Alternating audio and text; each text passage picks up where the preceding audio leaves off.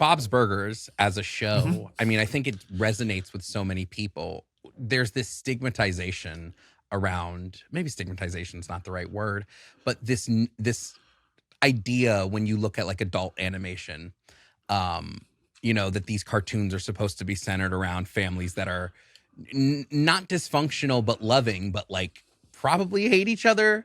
I mean, The you nuclear watch, family. Nuclear family, you that's like the watch term for it, shows like Family Guy, which is a show that I've been watching my entire life, and that show is mostly a family that probably should not be together.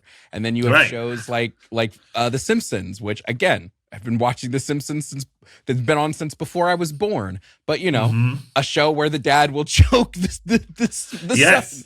And then you get to a show like Bob's Burgers, and I don't think, at least in adult animation, that I've had a show where even though the family, is oftentimes struggling with money issues, they're oftentimes struggling with pressures from the outside and all these other things, that you can feel the love between all of the family, like so on the surface. Like it's not something you have to go digging for.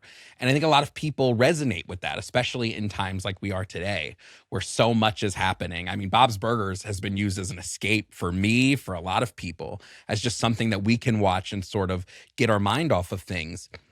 But then we see how this show, because this one of the reasons why I still watch it over everything else. Bob's Burgers, you guys are so respectful of differing ideas, differing cultures. I mean, I'll be completely honest. The recent change that you guys did with Marshmallow, with the transgender character, I cried that episode. I was like, this is beautiful.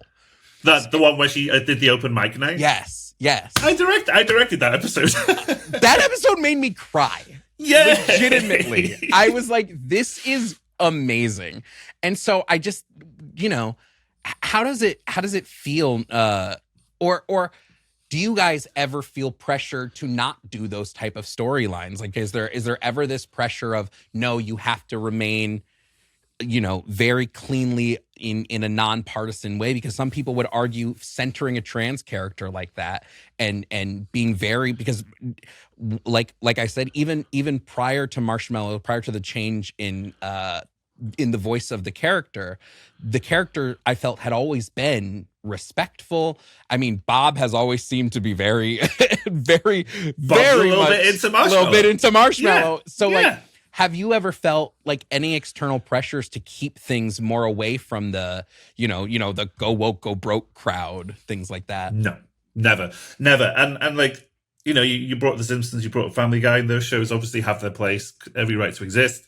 But the way we craft Bob's, it's a choice. Every day we go in there, we could absolutely write the show and be worried about what the outside will think. We could absolutely change the world and make everybody suddenly horribly racist and homophobic. But we don't want to do that. We want to make a show where you will sit down for 20 minutes and at the end of it come away feeling like you've had a nice hug. Like it's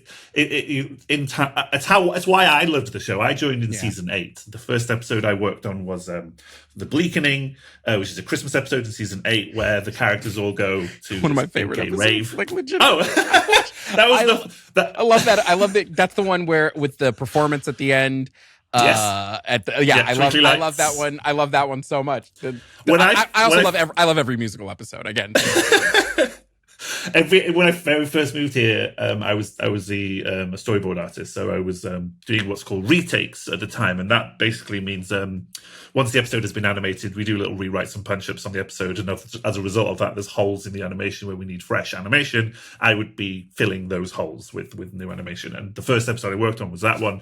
And I remember just like sitting down at my desk on my first day and watching the cut of that episode and being like, this is the gayest episode of TV, and I am thrilled that this is the first one I get to work on. Like, there's a literal gay rave and a drag queen performing at the end. I was so excited. And like we're aware of it. Like, we know what we're doing, and it's very intentional, and we're very proud what we put out. We're very, very happy that we get to craft this world that, honestly, it's a world that all of us want to live in. Like, wouldn't it just be nice to just live in a world where everyone is just so respectful and tolerant of each other? And the humor, very specifically as well, we make sure that the humor comes from the characters and not about like a completely wacky situation. It comes from the characters and it comes from their respect for each other.